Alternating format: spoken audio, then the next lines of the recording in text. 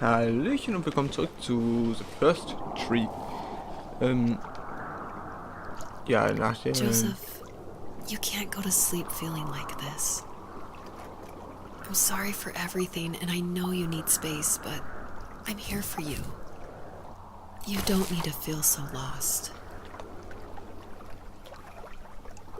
Joseph, have I ever told you what my mother was like?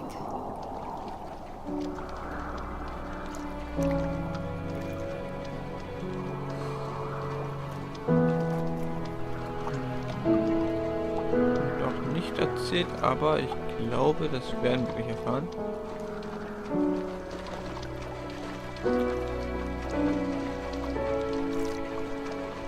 Das ist irgendwie cool.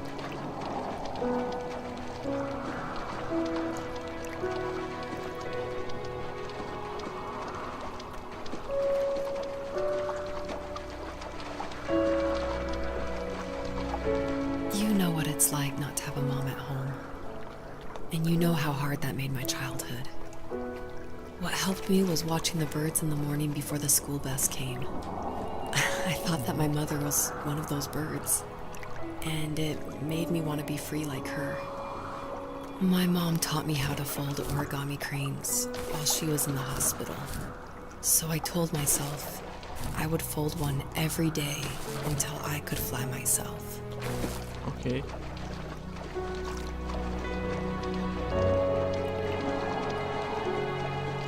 Gänsehaut.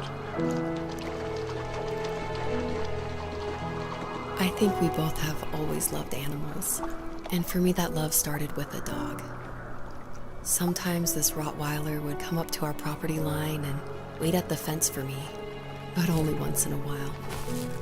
I was sure to check every day immediately after school, and it usually ended in disappointment.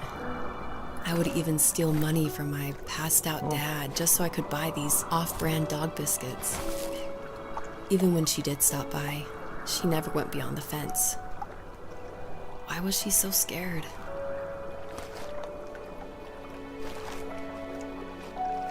Ich weiß es nicht.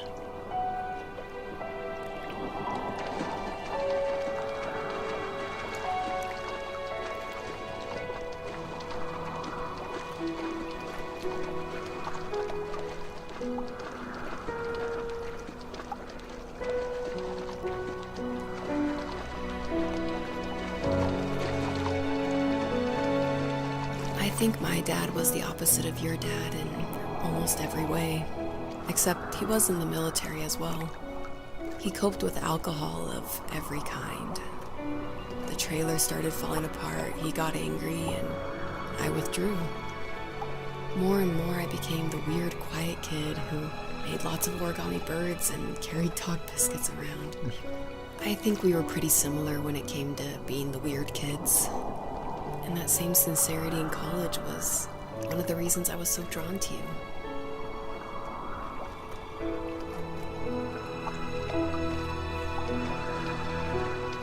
Okay.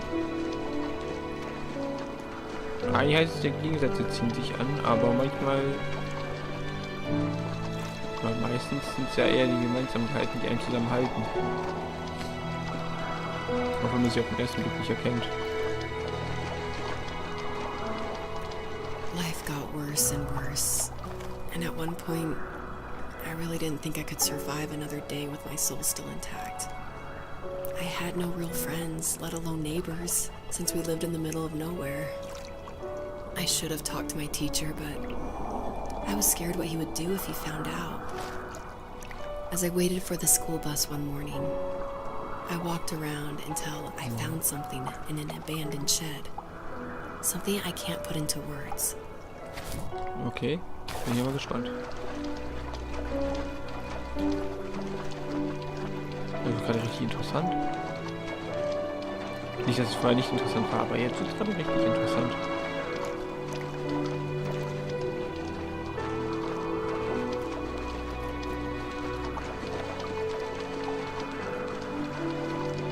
I summoned courage I didn't know I had, and I broke into my dad's room and found the key to the shed where he had locked my bike. I'll never forget that feeling. The wind rushing by my ears as the sun rose over fields of wheat. I was flying for the first time. I biked as far as my legs could take me until I found a house that felt friendly and that felt like home. Those strangers helped me in so many ways. And if it wasn't for them, I wouldn't have found my foster family. And if it wasn't for my parents, I wouldn't have met you. Also sie ist von zu Hause weggerannt und hat dem Vater nicht mal Bescheid gesagt. Kein Zettel hinterlassen, gar nichts. Und die Mutter scheint wohl auch nicht mehr da gewesen zu sein. Zumindest klang das vorhin so.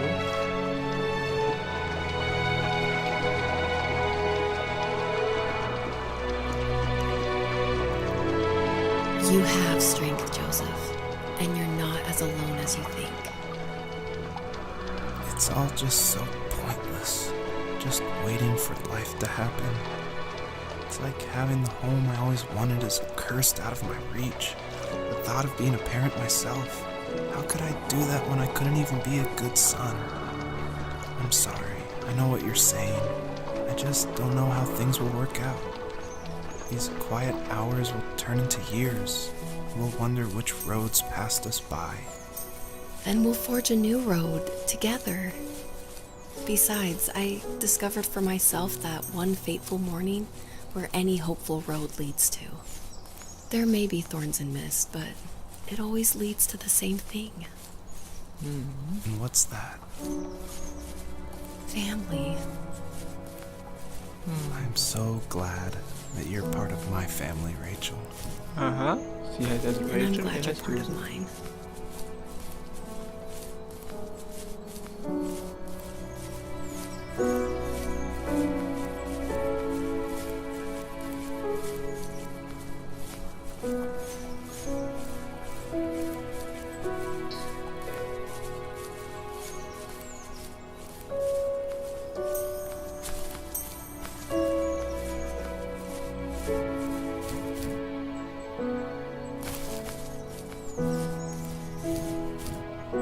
Steht noch was? Hier scheint noch was zu sein. Was ist denn das? Ach, Wohnzimmer.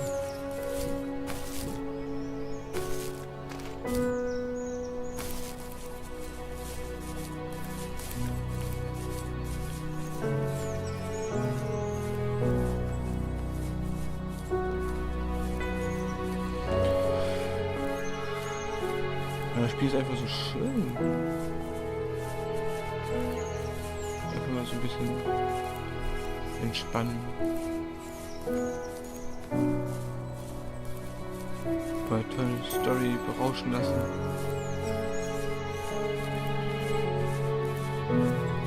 Gar nicht mal so großartig nachdenken.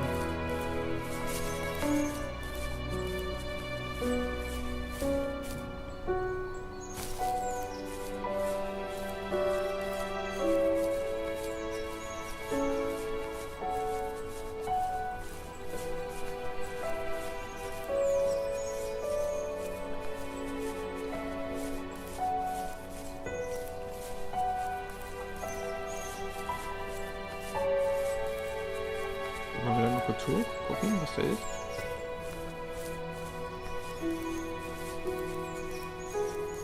Irgendwie habe ich Angst, dass es da weitergeht. Oh, was steht denn da? Da muss ja irgendwas...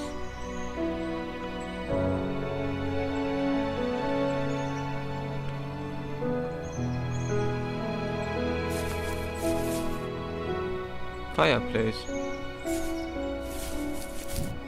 Lagerfeuer.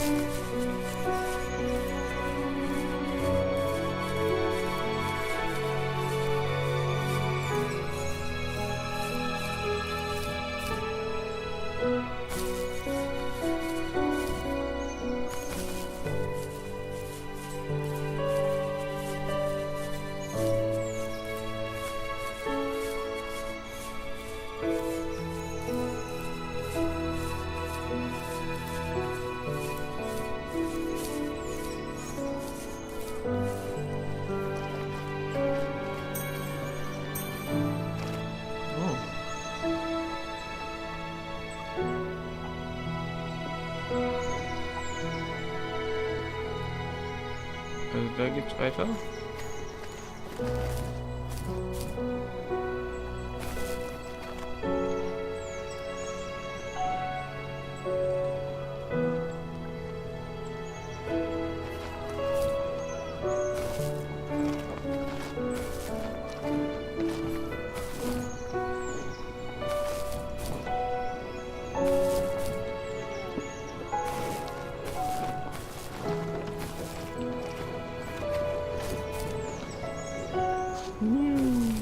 Die Schattenanimation ist auch gut. Muss ich jetzt mal sagen. Also zumindest macht der Schatten das, was er machen soll.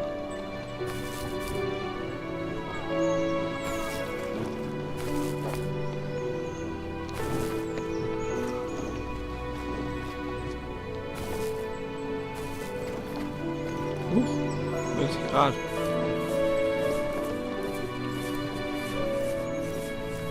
Mit 90 Grad immer steigern.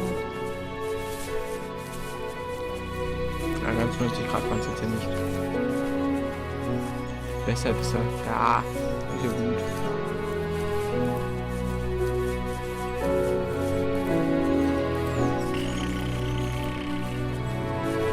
Siehst du das noch, verrückte Dinger?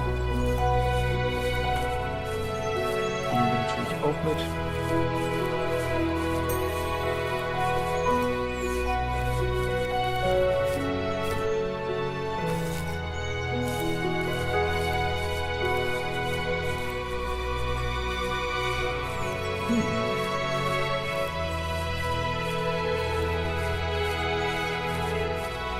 Oh, ich genieße die Musik.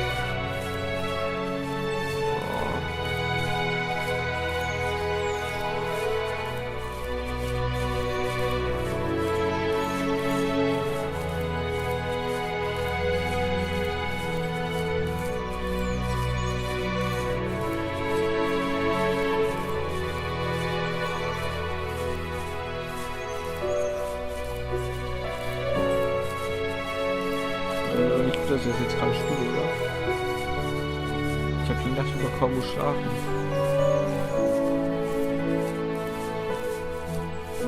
Das Spiel ist ein bisschen sehr ruhig. Also ich empfehle jedem, der spielen möchte, ausgeschlafen zu sein. Für mich ist es jetzt zu spät. Hier wird es angefangen.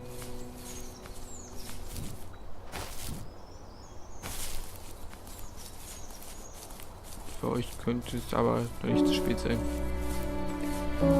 Deswegen mein guter Tipp: Spielt das Spiel nicht, wenn ihr müde seid. Oh. Eigentlich sollte man auch nicht aufnehmen, wenn man müde ist, aber hey, ich muss.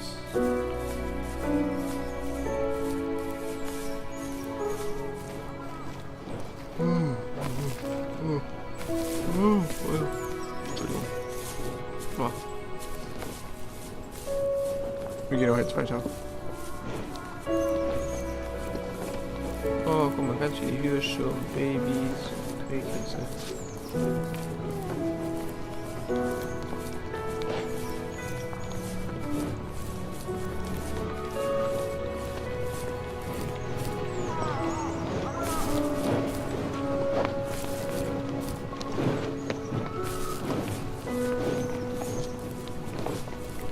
So niedlich.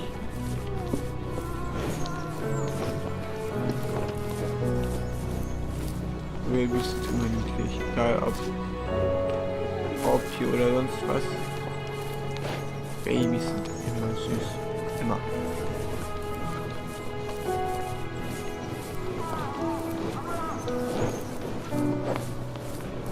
Es sei denn, es sind so nackte Babys, die finde ich nicht so süß. Also ohne Fell. Wobei sie eigentlich Fell hätten haben müssen.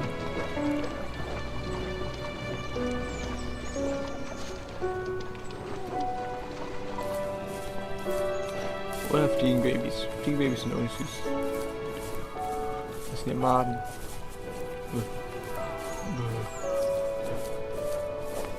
Also allgemein Insektenbabys.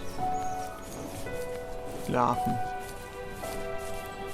Sind alle Ich weiß nicht. Klar, sie sind wichtig, aber sie sind...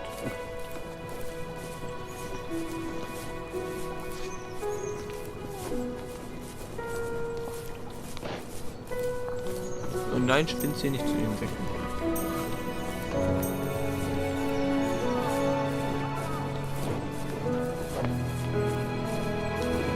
Spinnen ist, soweit ich weiß, eine extra Kategorie.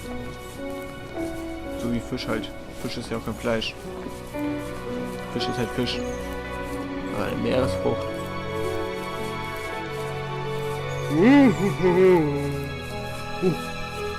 Verdammt. Mann.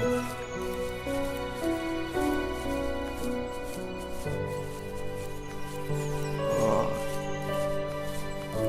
Wieder an sich ist das Spiel schön, aber die Musik, die macht gerade so ramdösig.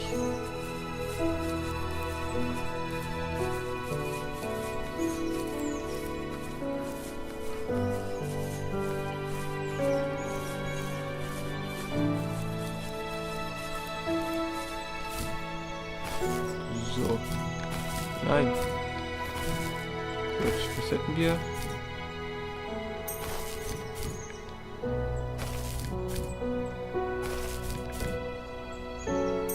Den haben wir auch. Und den da drüben. Und den hier. Voila. Wir sind oben.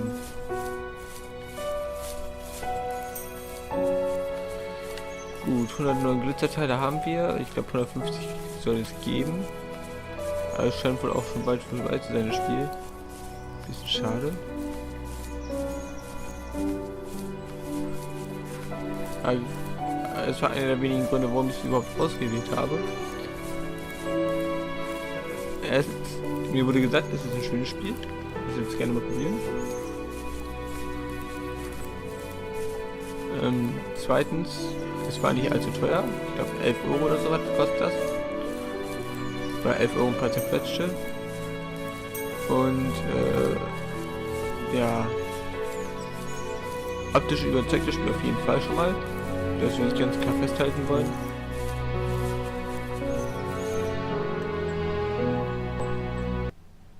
Und ich bereue eigentlich nichts. Weder den Kauf des Spiels, noch dass ich jetzt hier The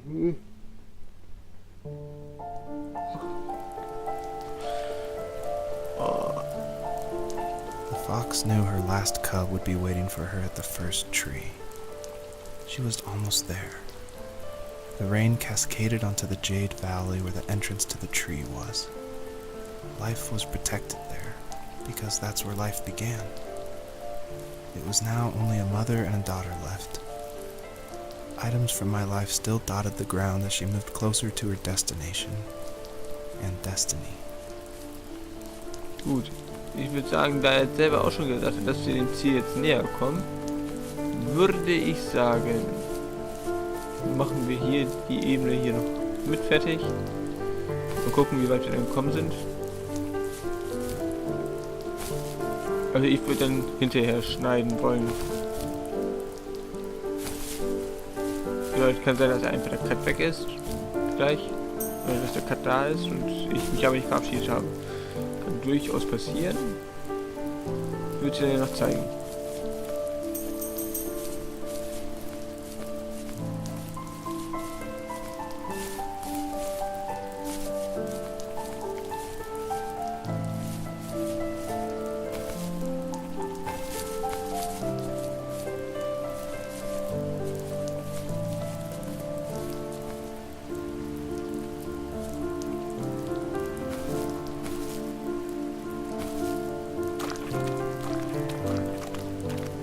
Okay, wir sind unten angekommen. Unverletzt natürlich. Weil wir sind die unsterbliche Füchsin. Achso, das ist eine Protektion.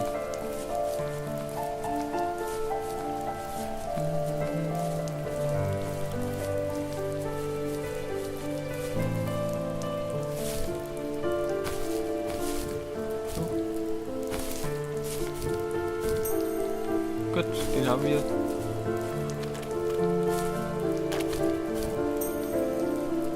Den haben wir uns locker easy erarbeitet.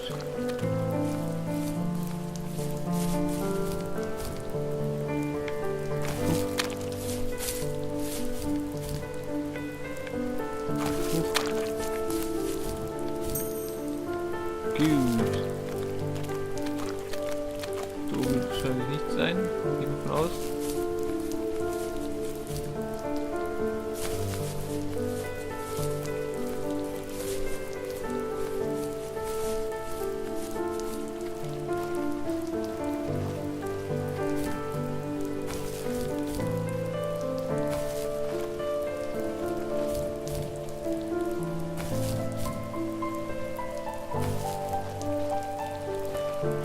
Aha. Da ist noch was. Siehst du, sind wir ja nicht ganz umsonst hochgeklettert. Wir haben doch noch was gefunden. Was wir übersehen hätten.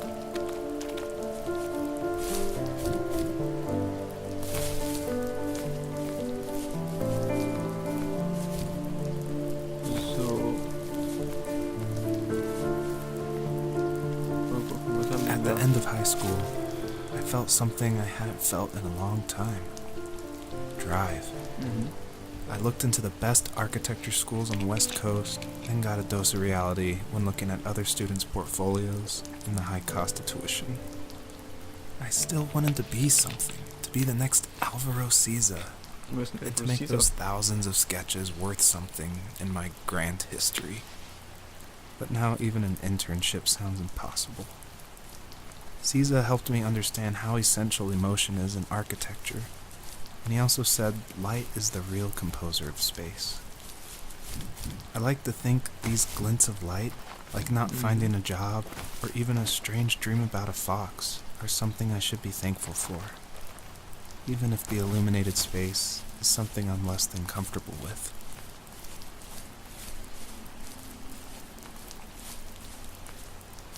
Okay.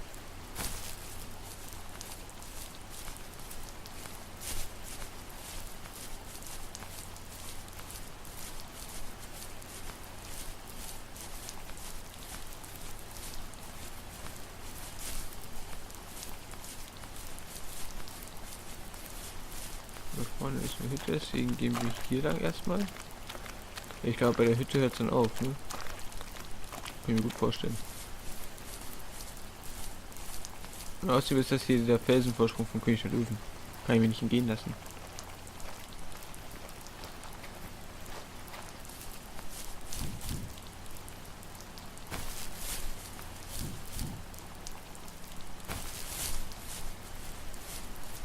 Lang lebe der König.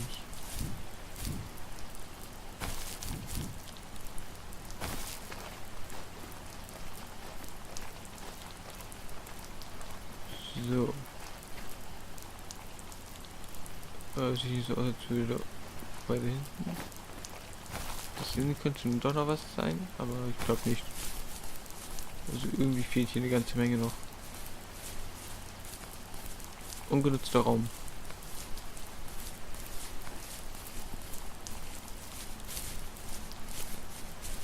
Ist auch nichts. Hinten ist nur ein Strauch. Und was ist das?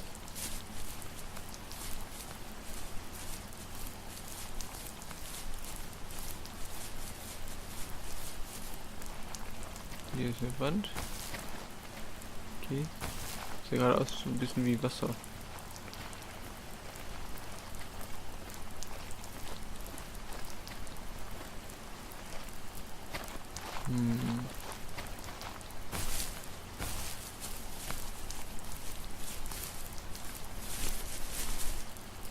Okay.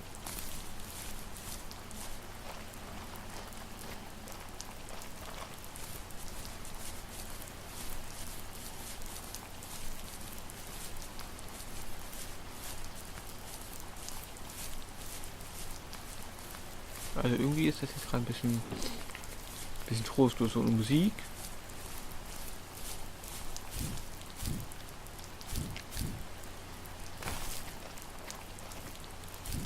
Aha, da ist noch was. Haha.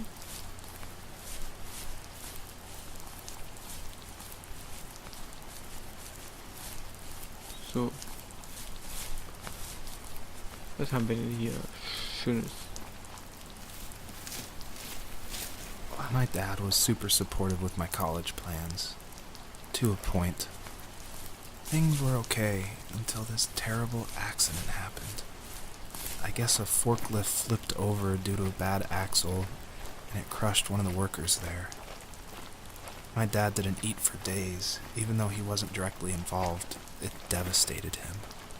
Okay. Not only did it hurt the business, but it just freaked him out. He would talk in his sleep, muttering things about firing people and saying sorry. One fateful day he approached me, said that since my school search wasn't going well, I should finally be a man and take over the family business. He said one day he was going to die, and that all of his work, sacrifice, and even that man's life would be wasted in vain. I just lost it. Teenage me just exploded at the thought. I screwed up. I said things I shouldn't have. He was having a crisis, and I pretty much spit in his face. Das ist natürlich unschön. Weißt du, der Vater steht da, sagt ihm, Junge, ich liege im Sterben. Ich will aber nicht, dass meine Arbeit ist. Könntest du dich da bitte drum kümmern? Und der Junge aber einfach nö. Aber nö. Das ist schon hart. Ich glaube, für den Vater war es auch nicht so wunderschön. Für den Sohn nicht, für den Vater war es auch nicht schön.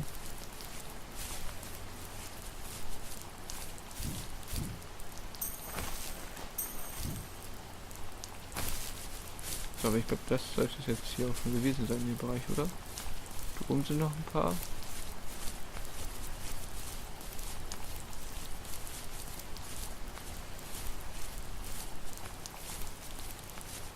Wenn ich jetzt noch ein bisschen Musik hätte, dann wäre das ganz wunderbar. Habe ich natürlich nicht.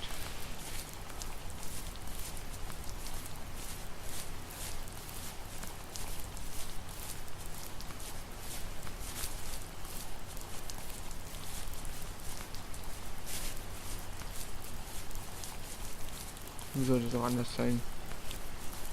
Wann gönnt man mir mein kleines Stück vom Glück?